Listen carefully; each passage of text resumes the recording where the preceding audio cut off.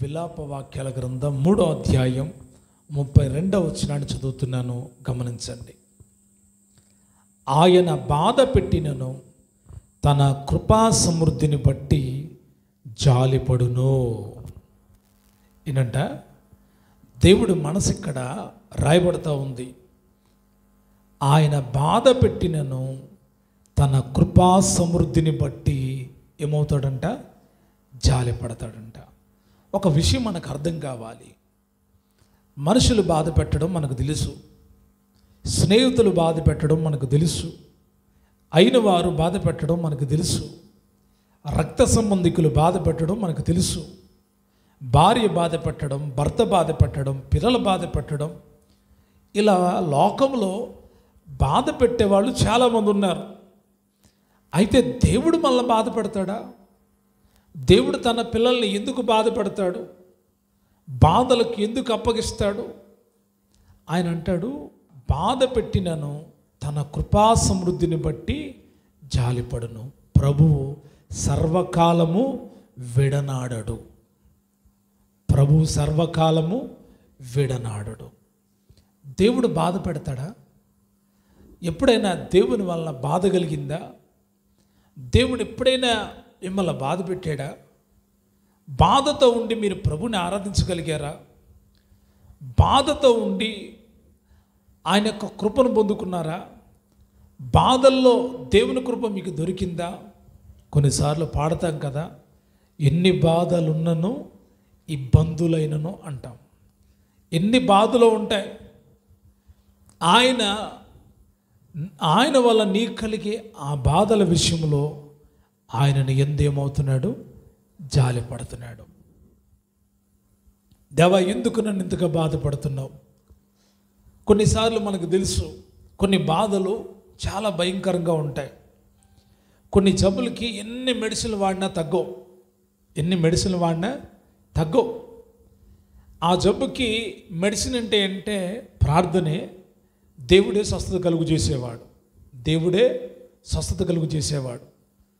ఎప్పుడైతే ప్రార్థన చేయగాలనే ఆ జబ్బు పోతుంది, ప్రార్థన చేయగాలనే ఆ రోగం పోతుంది, ప్రార్థన చేయగాలనే విడుదల కలుగుతుంది. ఆ బాధ అంతటి నుంచి దేవుడు జాలి చూపించి ఏం చేస్తున్నాడు? విడిపిస్తున్నాడు.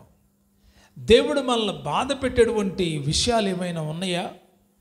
ఆయన ఎందుకు మనల్ని బాధ పెడతాడు అంటే, బాధలలో మనం ఎన్నో విషయాలు నేర్చుకోగలుగుతాం.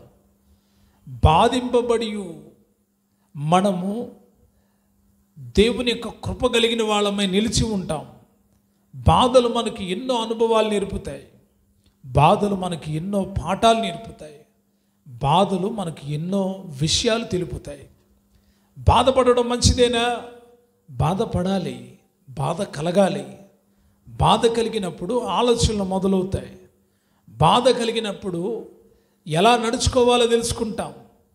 ఎవరో మళ్ళీ తిట్టారు, మాటే, కానీ ఎంతో బాధ కలిగిస్తూ ఉంది. మన గురించి చెడ్డగా చెప్పారు, బాధ కలిగిస్తూ ఉంది.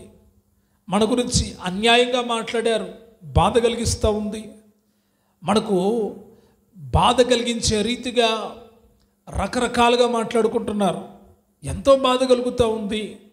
అయినప్పటికీ మన బాధలు ఏవైనా ఆయన మన ఎడల జాలిపడే దేవుడై ఉన్నాడు. ఆయన మన ఎడల జాలి చూపిస్తూ ఉన్నాడు. అందుకంటాడు, ప్రభువు సర్వకాలము విడనాడడు. తన కృపా సమృద్ధిని బట్టి ఆయన ఏమవుతాడు? జాలి పడతాడు. ఎవరి ఎడల?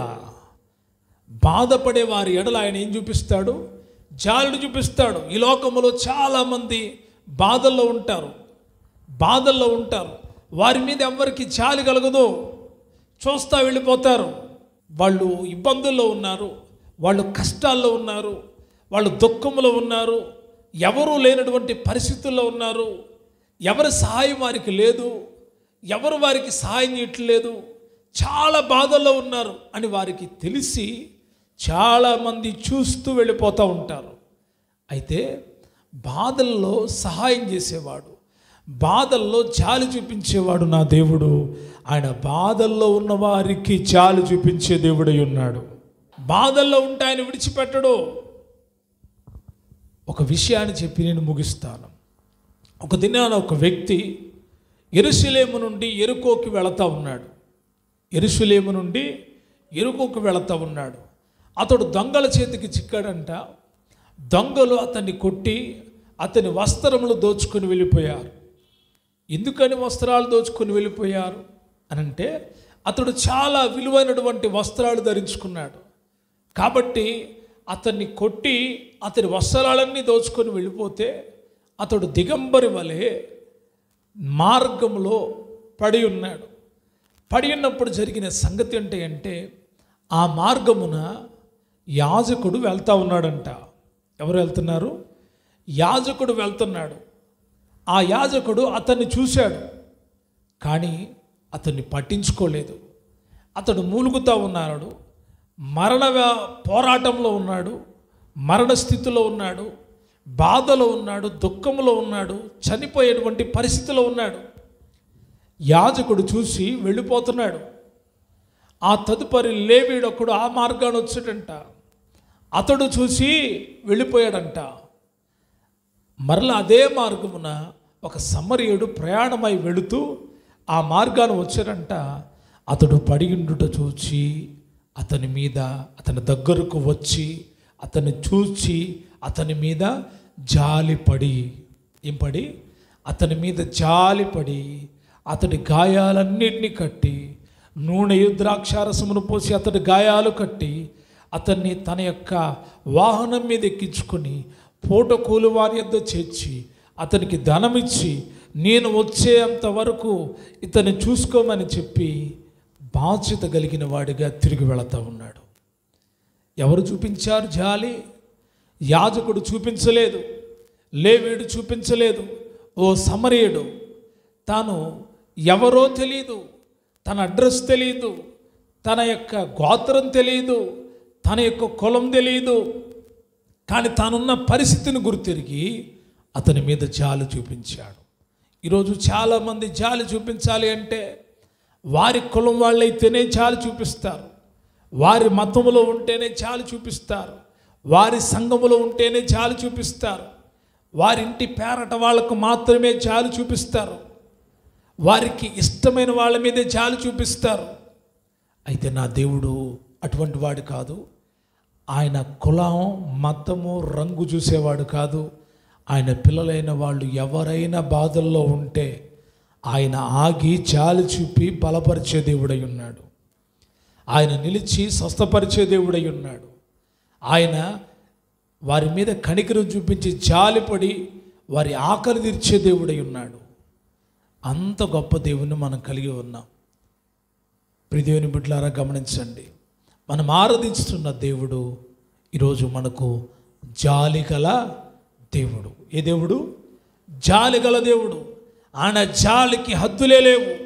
ఒక మనిషి కొద్దిగా జాలి చూపించగలుగుతాడు, తన సామర్థ్యాన్ని బట్టి జాలి చూపించగలుగుతాడు.